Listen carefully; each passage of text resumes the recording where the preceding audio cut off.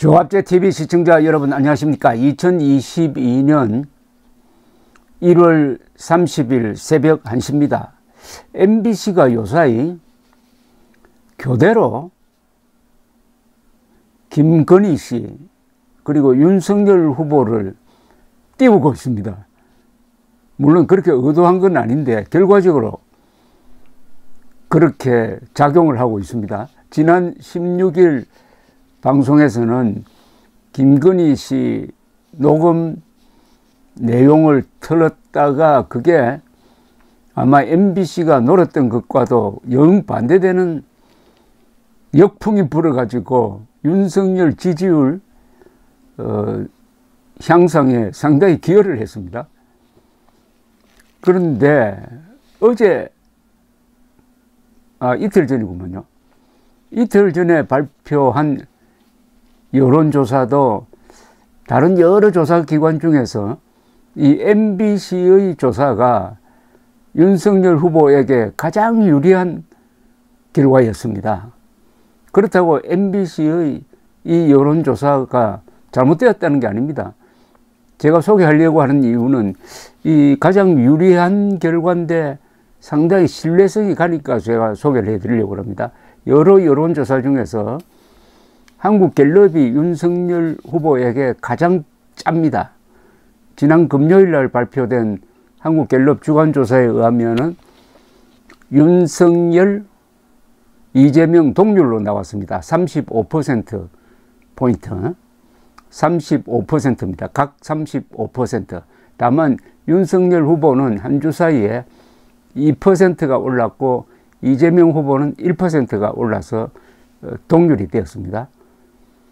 그런데 지금부터 발표해 드리려고 하는, 전해 드리려고 하는 이 여론조사는 윤석열 후보가 이재명 후보를 8.2%포인트 오차범위 바깥에서 앞서는 결과가 공개가 되었습니다. 이 조사는 MBC가 코리아 리서치에 의뢰해서 전국 유권자 1,002명을 대상으로 지난 26일, 27일 이틀간 무선전화 면접 방식으로 조사한 결과입니다. 더불어민주당 이재명 32.9, 윤석열 41.1%입니다. 윤석열 41.1, 이재명 32.9. 이 윤석열 후보는 그 보름 전에 조사했을 때는 38.8이었습니다. 38.8에서 41%로 올랐으니까 약 2.3%포인트가 올랐습니다. 2.3%포인트. 이재명 후보는 2주 전에 32.8에서 32.9로 뭐 0.1%, 그러니까 별 의미가 없습니다. 뭐 그리 오르지 않았습니다. 윤석열 후보만 올라서 격차가 8.2%포인트. 안철수 후보 10.5, 그리고 심상정 후보 3.1% 이렇게 나왔습니다.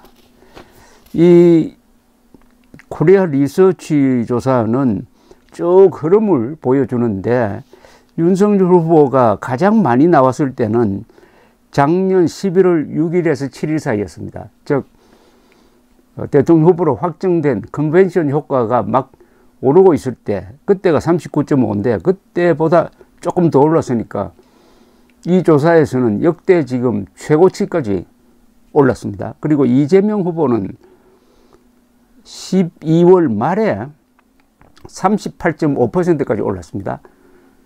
그때는 윤석열 후보를 무려 10%포인트나 앞서고 있었습니다. 한 달 사이에 완전히 이렇게 윤석열, 이재명 두 사람이 이렇게 엇갈려 버렸습니다. 운명이 엇갈려 버린 거죠. 이재명은 떨어지고 윤석열은 바닷가에 쳤다가 기사 회생하듯이 올라가서 지금은 넉넉하게 앞서가는 걸로 지금 나와 있습니다. 그 흐름이. 그래서 여기서 여러 가지 심층적인 질문을 했는데 지지 여부와 관계없이 누가 당선되겠느냐, 당선 가능성을 물었더니 여기서도 윤석열 49.4 당선 가능성, 이재명 37.4입니다. 상당히 큰 차이로 윤석열 후보가 12%포인트나 당선 가능성에 앞서는 것으로 나왔습니다. 그리고 야권 후보 단일화에 대해서 찬성한다는 여론이 46.5, 반대가 38.4. 이것도 윤석열 후보에게 유리한 이야기죠. 국민의힘 윤석열, 국민의당 안철수 후보 중에서 누구로 단일화해야 하는가에 대해서는 윤석열로 단일화해야 한다. 46.1, 안철수 40.4. 여기서도 윤석열에게 유리합니다. 이 MBC 조사 결과가 모조리 윤석열에게 유리한 결과입니다. 그리고 야권 후보가 윤석열 후보로 단일화될 경우를 가정한 3자 대결에서, 즉 이재명, 윤석열, 심상정 이렇게 가상 대결을 붙여보았더니 이재명 35.3, 윤석열 46.4, 심상정 5.1, 즉 윤 후보가 이 후보에게 11.1%포인트는 앞서는 걸로 나왔습니다.